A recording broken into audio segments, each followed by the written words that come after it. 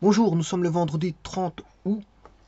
Il ne reste plus qu'un jour pour se retrouver au mois de septembre. Enfin, oui, parce que ça va jusqu'au 31. Donc il y a encore demain, on sera le 31 août. Et puis dimanche, demain on est samedi, et puis dimanche, on sera le 1er septembre. Voilà. Et donc lundi 2 septembre. Donc on rentre quasiment dans le mois de septembre avec, voilà, on avait annoncé, hier il faisait un très bon temps, sauf en soi. Enfin, il a fait un très bon temps avant-hier, un bon temps hier, donc très bon temps avant-hier et un bon temps hier. C'est différent. Et alors aujourd'hui, bon, il a déjà durant la nuit, on a eu des petites, voilà, de l'humidité avec un matin, une matinée humide. Et donc ici, on voit le ciel qui est voilà, encombré de nuages et le bleu azuré a disparu. Maintenant, peut-être qu'il va refaire bon dans les jours qui suivent. Bon, la météo est variable, bon, elle évolue au jour le jour bon, on peut rencontrer de nouveau hein, un mois de septembre qui serait très bon. Bon pour l'instant, bon, voilà, ça n'augure pas une bonne journée ensoleillée et azurée, comme on peut le constater. Le ciel est chargé. Alors, ici, je vous présente une écriture un peu étrange, où on a ce qu'on appelle UN, U. Alors, ici, la lettre c'est U, mais on peut utiliser aussi V ou W, voilà. Bon. Ici, c'est U qui est utilisé, c'est la lettre U, avec un indice. On a un indice ici, voilà. Et puis on a ce qui s'apparente à ce qui pourrait, attention à ce que je dois faire attention à ce que je raconte parce que ça s'apparente à une fonction. Ça s'apparenterait à une fonction. Bon. Serait-ce une fonction c'est justement ça que je veux voir. Mais en tout cas, s'il était inscrit non pas à x, parce que j'aurais pu écrire 3x carré moins 5x sur 5x carré plus 2x, moi si, je ne l'ai pas fait. Là, en ce moment, on dirait qu'on a une fonction que j'appelle f ou g ou h, peu importe. Mais en tout cas, c'est une fonction à la variable x à une seule variable. C'est une fonction à une seule variable. Alors, derrière ça se cache bien sûr une étude de fonction qui va permettre d'établir bon, quelles sont les racines, les asymptotes, le domaine, voilà, la croissance, la décroissance, voilà, s'il y a des tangentes horizontales, s'il y a des points d'inflexion, s'il y a voilà, des, comment on appelle ça,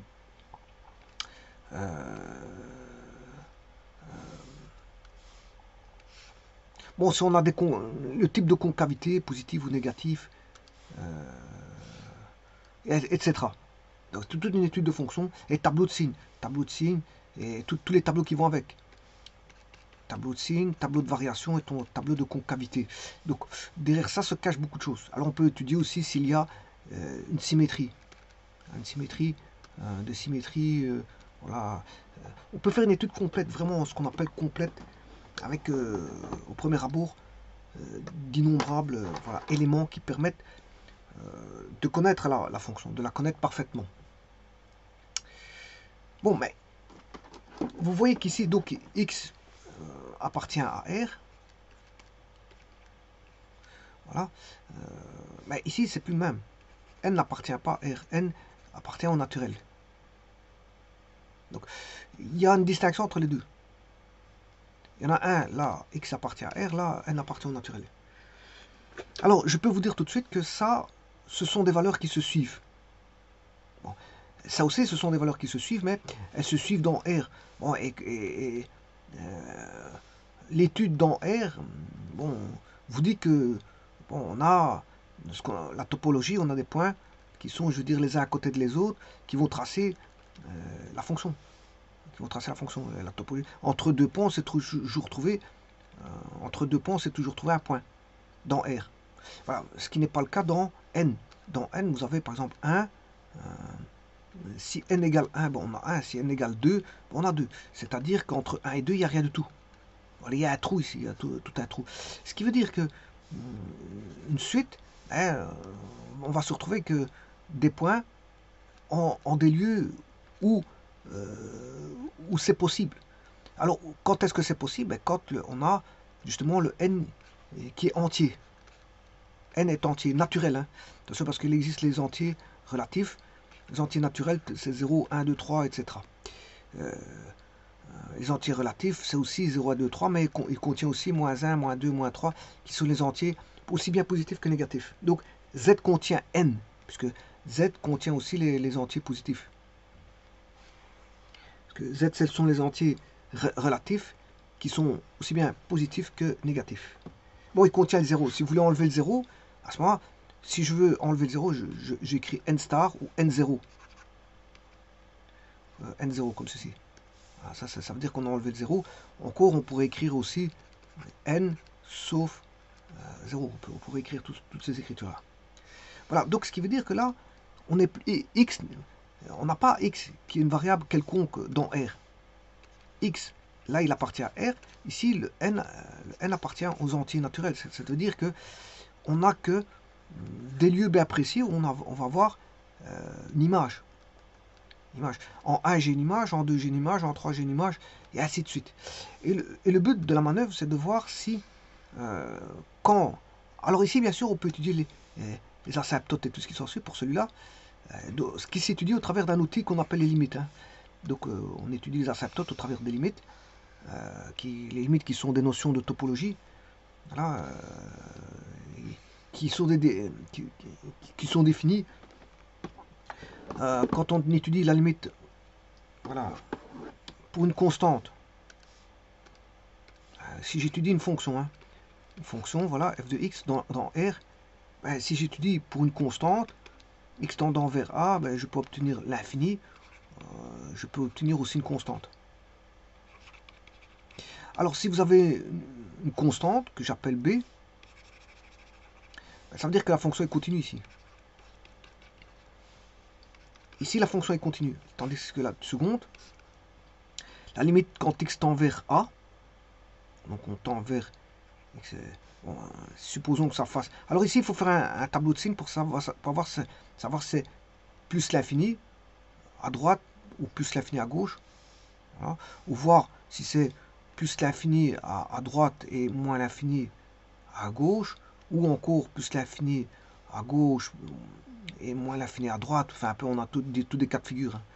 On a tous des cas de figure. Alors, on peut avoir ça et ça. On peut avoir ça et ça. On peut avoir ça et ça. Bon, attention qu'on ne peut pas avoir ceci, hein, parce que ça, c'est pas une fonction. Parce que en un x, vous avez 2 y, et ça, on ne peut pas avoir. Voilà. Et donc, là, vous voyez que quand on a ceci, là, on a un asymptote vertical. Maintenant, contrairement, si vous faites la limite quand x tend vers l'infini d'une fonction, si vous trouvez une constante, c'est que vous avez une asymptote horizontale. Et donc, on a un outil particulier pour étudier les tendances infinies, qui sont l'étude des limites en un point ou en l'infini. Alors, grâce à ça, on peut étudier la continuité ou la discontinuité. Si un point, voilà, discontinu, un cas 0 sur 0, voilà, d'une fraction f de x, si on a une fraction, voilà, f sur g, une fraction comme ceci, f de x sur g de x, ben, qu'est-ce qu'on peut avoir? On peut avoir beaucoup de choses. On peut avoir des asymptotes horizontales, voire une asymptote verticale, voire un point de discontinuité, et ainsi de suite. Voilà. Ou alors, voilà. Et si vous maintenant vous avez des racines carrées, en plus de ça, on a toutes des zones qui ne sont pas prises. On aura toute une zone pas prise, soit comme ça. Voilà, il y a toutes des zones qui ne seront pas prises. Parce qu'on a voilà, une racine carrée, donc on a une inégalité qui va intervenir, qui va rejeter un nombre de valeurs.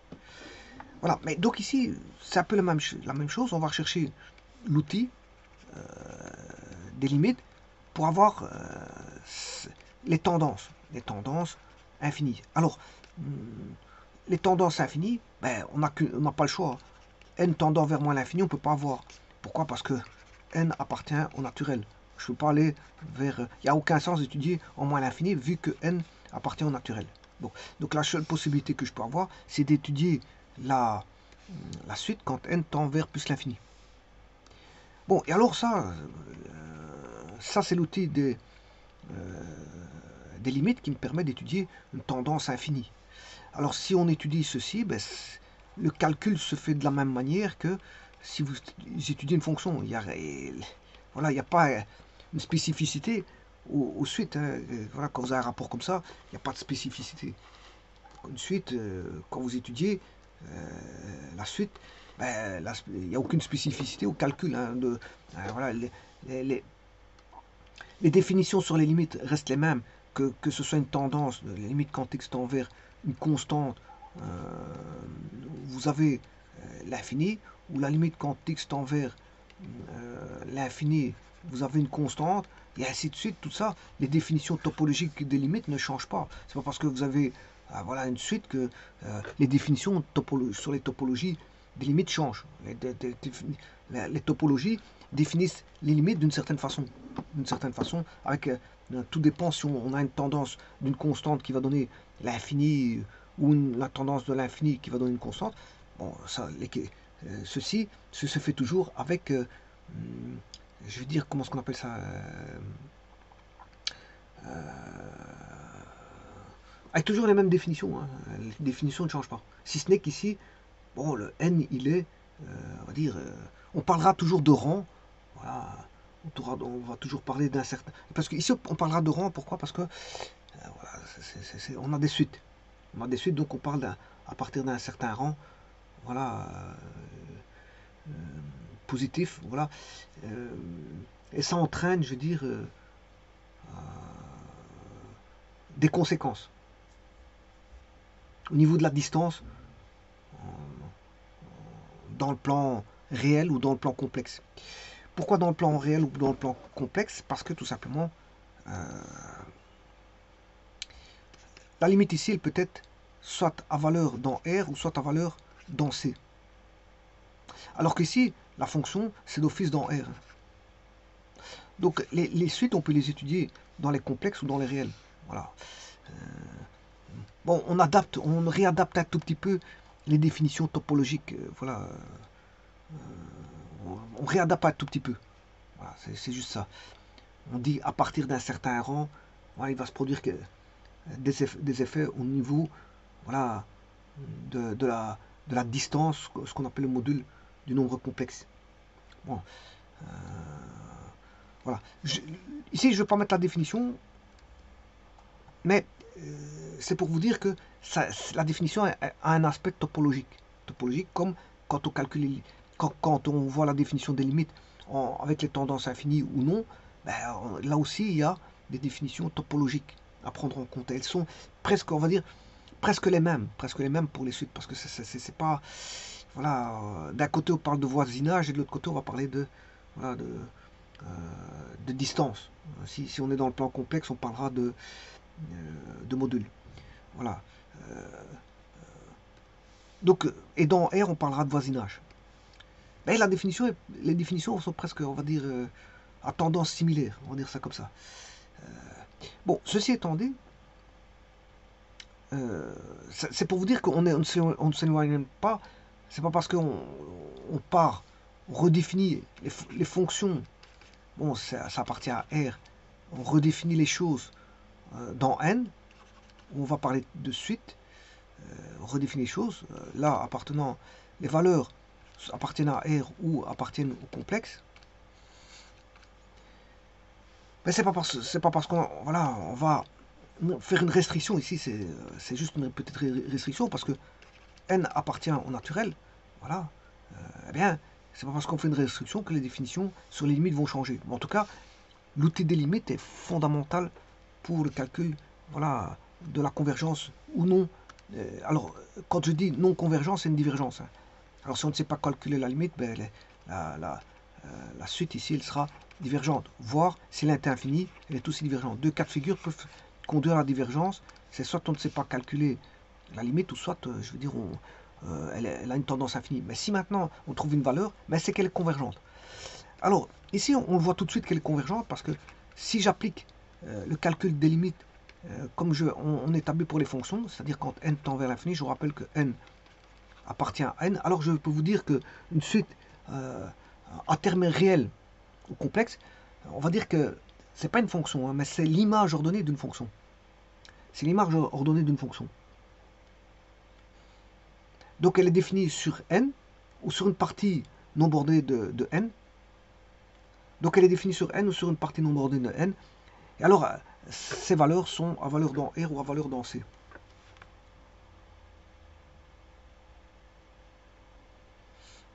Bon. Alors ici, pour calculer la limite, ben, vous savez très bien que ce sera 3 fois l'infini au carré moins 5 fois l'infini. 5 fois l'infini au carré plus 2 fois l'infini moins 6. L'infini au carré, ça fait l'infini. Fois 3, c'est l'infini. 5 fois l'infini, c'est l'infini. L'infini au carré, c'est l'infini. Fois 5, c'est l'infini. 2 fois l'infini, c'est l'infini. L'infini moins 6. Voilà. L'infini moins 6, c'est l'infini. Plus l'infini. Alors, plus l'infini, ben, ça c'est plus l'infini, il n'y a pas de problème. Par contre, au numérateur, on a une forme indéterminée. Voilà, ça c'est une forme indéterminée, on ne peut pas faire, on ne sait pas ce que vaut l'infini moins l'infini. Mais en tout cas, au dénominateur, ça fait plus l'infini. Alors quand c'est comme ça, ben, on dit toujours que qu'est-ce qui va primer, ben, c'est les plus hauts degrés. C'est eux qui sont plus grands. Les plus hauts degrés, c'est eux les plus grands, puisqu'on a affaire à deux polynômes, un au numérateur et au dénominateur. Ben, ce qui va primer quand vous allez remplacer des nombres, ben, qu'est-ce qui va plus vous allez mettre des grands nombres ici dans n, et plus le 3n carré va primer par rapport au 5n. Donc en fait, quand on a une tendance infinie, le 5n est très petit par rapport au 3n carré. Donc qu'est-ce qui va primer? C'est 3n carré. Idem pour 5n carré plus 2n moins 6, qui est un polynôme de second degré. Ben, moins 6, quand n va devenir très très grand, ben, le moins 6 sera très petit, 2n aussi, comparativement au 5n carré. Et il va rester ceci. Et donc quand n est très grand, ben, on a pour, on va dire,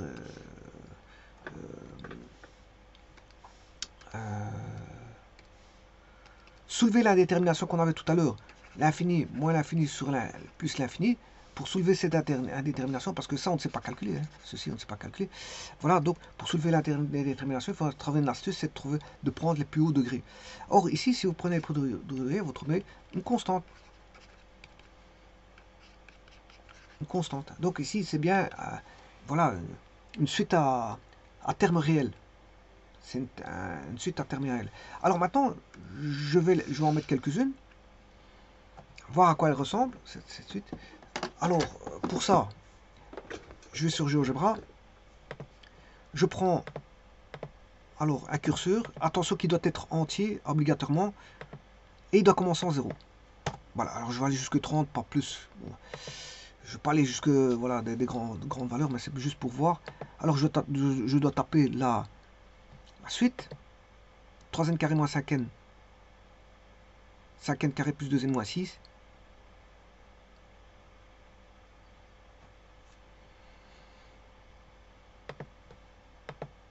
3n carré moins 5n,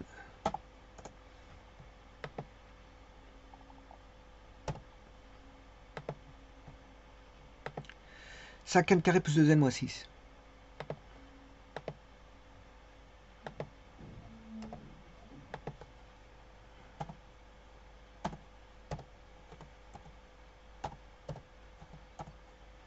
Voilà. Alors, ici, vous voyez que si n vaut 1, pourtant j'avais mis 0, ah oui, parce qu'il n'a pas, voilà, 0. Alors maintenant, je vais mettre quelques valeurs, les images. Alors, si je mets n égale 0, ben, j'obtiendrai A. Et là, vous voyez que j'ai une valeur, ça fait 0. Ça fait 0. Alors, si vous remplacez par 0, ben, effectivement, on aura, si je remplace n égale 0, on aura 3 fois n carré, c'est 0 carré fois 3 moins 5 fois 0 sur 5 fois 0 carré plus 2 fois 0 moins 6, ça fait 0 sur 0. 0 sur moins 6. Et 0 sur moins 6, ça fait 0. Donc on commence en 0, 0. Donc en n égale 0, on a 0.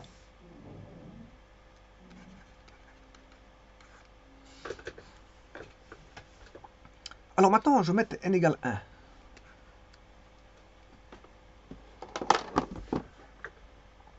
Alors ce que vous devez faire, c'est ceci, parce qu'on n'ira jamais dans les négatifs. Pour n est entier. Alors je vais prendre n égale 1. Voilà, n égale 1. On a moins 2.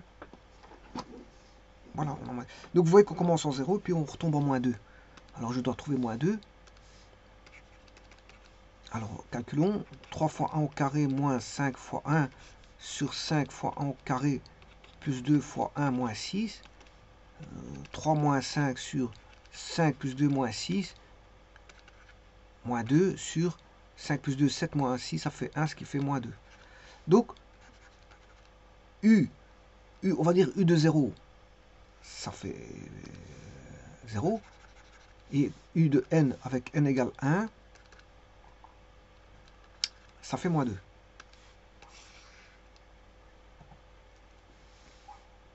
Calculons pour n égale 2. Alors, il suffit de mettre 2.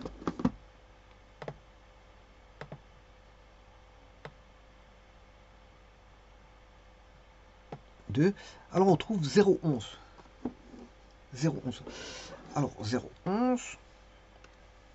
N égale 2, c'est U de n. N valant 2. Alors, 0,11, c'est 3 2 au carré moins 5 fois 2 sur 5 fois 2 au carré plus 2 fois 2 moins 6.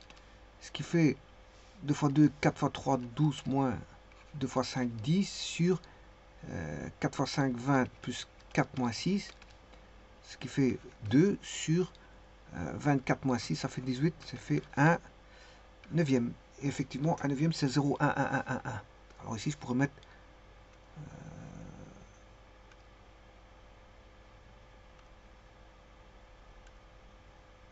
5 décimales. Donc c'est bien 1 neuvième. Donc je vais remettre 1 neuvième pour U2.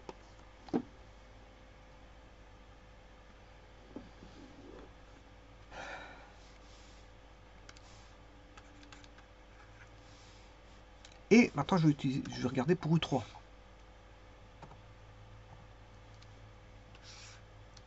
Alors, vous voyez que c'est une suite. Hein. Je dirais pour la suite, ainsi de suite. Ainsi de suite. Ainsi de suite. Donc, c'est bien une suite. Vous voyez que ça continue.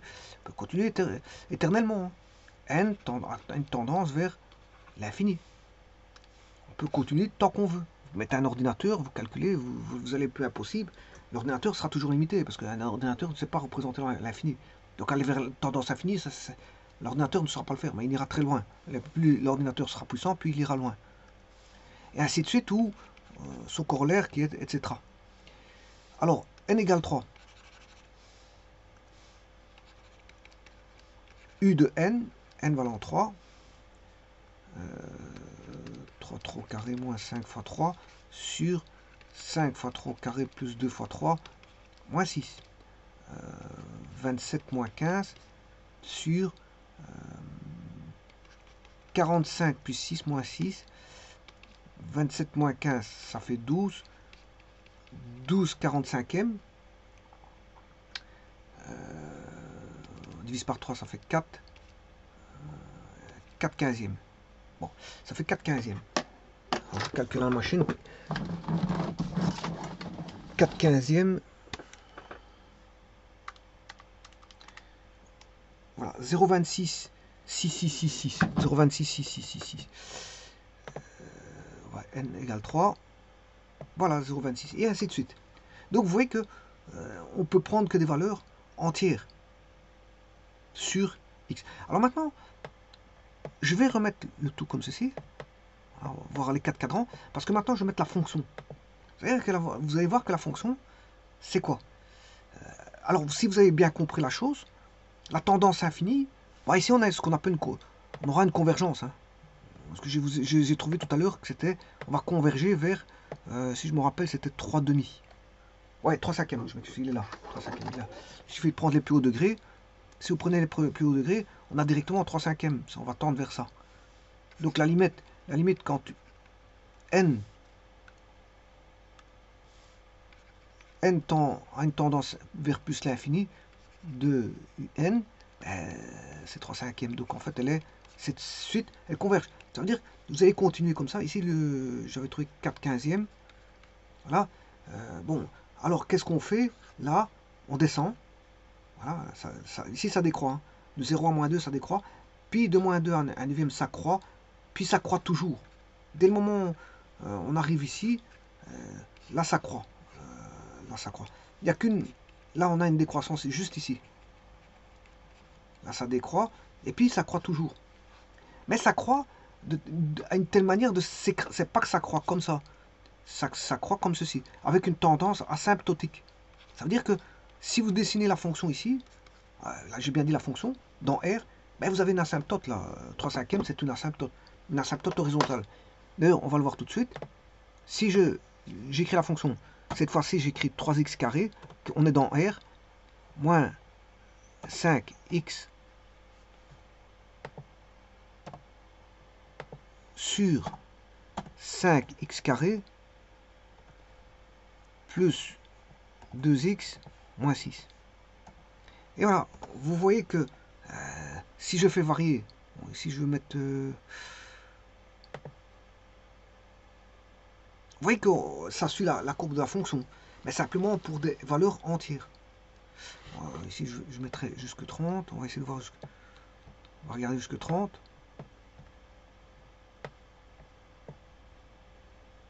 Et après on retombe en moins 2, vous voyez que ce que ça fait en moins 2, ça décroît, et puis tout le restant ça croît.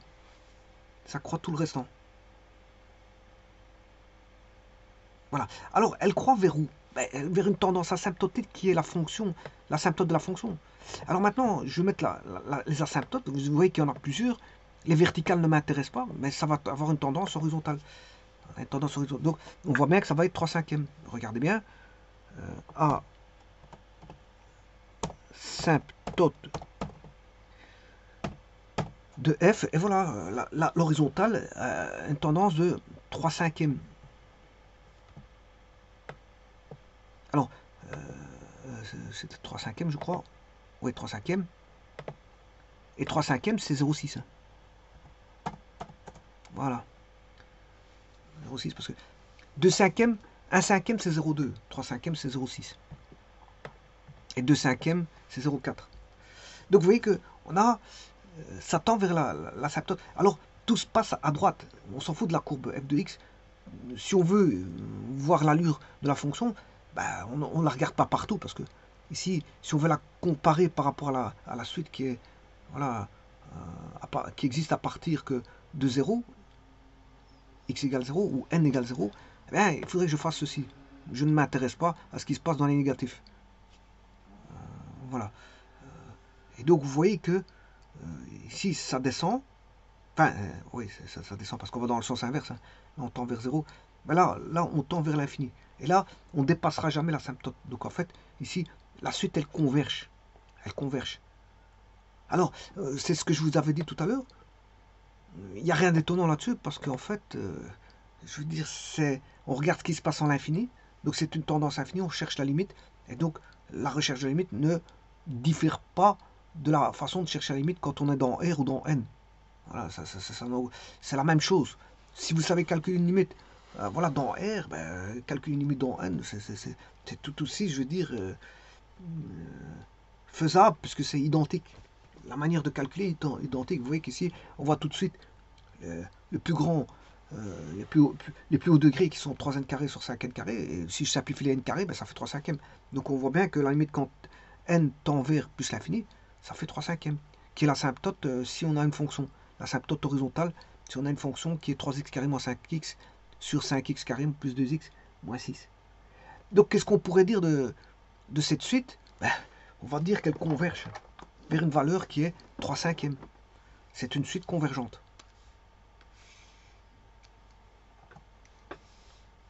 Cette suite est de type, elle converge. Suite convergente et elle converge vers 3/5 avec une tendance infinie.